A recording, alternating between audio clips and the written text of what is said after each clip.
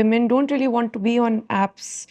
So, yeah, I mean, you need to put yourself, sorry. I think rejection, what you're talking about, rejection is one part of it. And I think we're talking about mental health.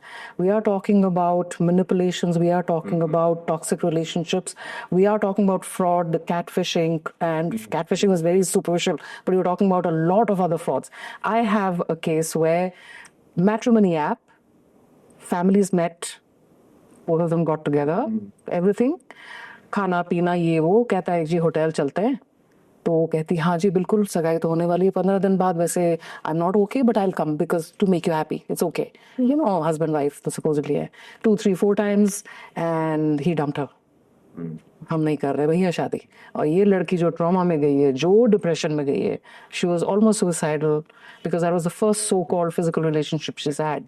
सो एक example है। What I am saying is, मेरा जो clinical work है अब उसमें relationship counselling एकदम skewed ऐसे हो गया, it's like 75% here, 25% is clinical depression, OCD, MD, you know, bipolar, etc., children problem, ये 75%। This is relationships. 75% is relationship counseling that I'm doing in the past, especially after COVID. Yeah. Especially after COVID, and it's just gone like this. And even with what you just said कि वो hotel में गए and they had sex and everything out of wedlock, before wedlock, वो बहुत common है. And I have so many of clients, friends in the normal Gen Z circle बोलें, dating apps पे तो you are hooking up anyway. On matrimonial apps also people are hooking up. और ये दोनों side से है. And women also, they're going on multiple dates, they're hooking up. Men are going on multiple dates through these online apps and they are hooking up. तो वो वैसे भी हो ही रहा है. और इसको eventually उस पे लेके चलते हैं, like I feel society हमेशा ही, as you were also saying, कि वो हमेशा से same ही रही है. If people have hooked up in the past, वो पहले भी hook up करते हैं. Like I've had cousins जो मेरे को पता है गाँव में, हरियाणा में, वहाँ पे भी hook up करते हैं, पहले से ही करते आए हैं.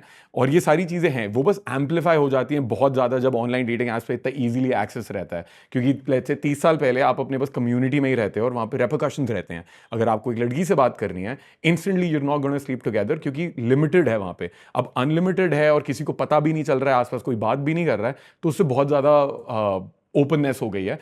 And some people are very happy just hooking up with a lot of people, but कई लोग जैसे your client in this case, she got traumatized कि शादी होने वाली है, मैं इसलिए I am indulging in the sexual behaviour. तो वो भी चीज़ें क्लियर नहीं होती हैं. एंड दैट्स व्हाट समथिंग जो थोड़ा बहुत डेटिंग एक्सपीरियंस करता है आपको बताता है कि सारी दुनिया सीधी नहीं है.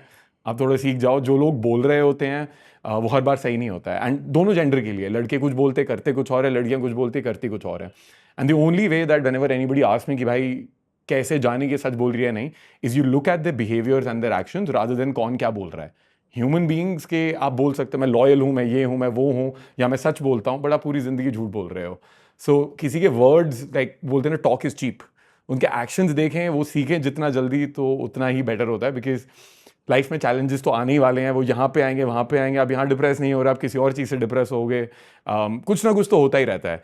And I think with psychotherapy also, that's what it tells us, how to face those challenges, and not necessarily कि challenge कभी लाइफ में आएगा ही नहीं. प्रॉब्लम्स तो होने ही वाली हैं, आप उसको डील कैसे कर रहे हो, that's what matters more.